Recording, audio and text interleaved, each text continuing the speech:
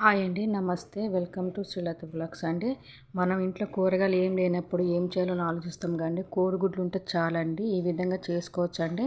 ముందుగా నేను ఒక 5 కోడిగుడ్లను ఉడకబెట్టుకుంటానండి. నీళ్ళు పోసుకొని కొంచెం ఉప్పు వేసుకొని వీటిని ఉడకబెట్టుకుందామండి. ఫస్ట్ మనం గ్యాస్ ముట్టించుకొని కోడిగుడ్లను ఉడకబెట్టుకుందామండి. ఇవి ఉడకబెట్టుకున్నాక ఉల్లిగడ్డలను ఎల్లిపాయలండి. నేను ఒక 4 ఉల్లిగడ్డను పెద్ద సైజుగా ఈ విధంగా కోసుకున్నాండి. వీటిని మిక్సీలో వేసుకుందాము.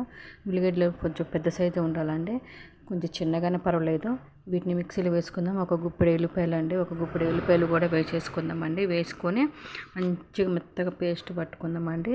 ఇళ్ళనే మనకి సరిపడిన కారము, ఉప్పు, జీలకర్ర వేసేసుకుందామండి. నేనైతే 2 స్పూన్ల కారం వేసుకున్నాండి, 1 స్పూన్ జీలకర్ర వేసుకున్నాండి. వేసుకొని ఉప్పు కూడా సరిపోయినంత ఉప్పు, 1 స్పూన్ ఉప్పు వేసుకున్నాండి. వీటిని మెత్తగా పేస్ట్ పట్టుకొని వద్దామండి. మనం ఇప్పుడు చూడండి, ఈ విధంగా మెత్తగా పేస్ట్ పట్టుకోవాలండి. ఇప్పుడు కళాయి పెట్టుకుందామండి. కళాయి పెట్టుకొని ఒక 3 పావుల నూనె పోసుకుందామండి. మనము 3 పావుల నూనె పోసుకున్నాక 1 స్పూన్ తాలింపు గింజలను, 1 స్పూన్ జీలకర్ర వేసేసుకుందామండి. వేసుకొని కొంచెం ఫ్రై అయిపోయాక మనం ముందుగా రెడీ చేసి పెట్టుకున్న పేస్ట్ ఉంటుంది కండి, దాన్ని వేసేసుకుందామండి. మనం ఇవి కొంచెం ఫ్రై అయినాయండి. ఇప్పుడు మనం ముందుగా రెడీ చేసి పెట్టుకున్న పేస్ట్ని వేసేద్దామండి. మొత్తం వేసేసుకోవాలండి. వేసుకున్నాక ఇది మంచిగా ఫ్రై కావాలండి.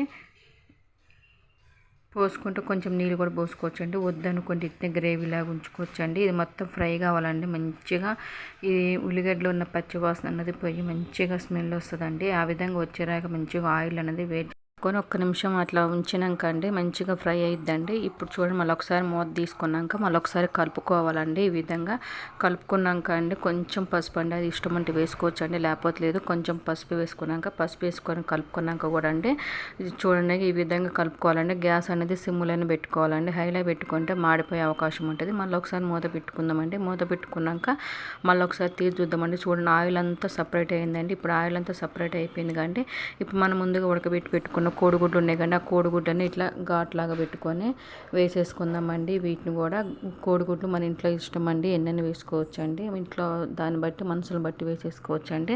ఈ విధంగా కోడిగుడ్లను ఘాట్లు పెట్టుకొని మొత్తం వేసేసుకోవాలండి. వేసేసుకొని వీటిని కూడా ఒకసారి మొత్తం కలుపుకోవాలండి.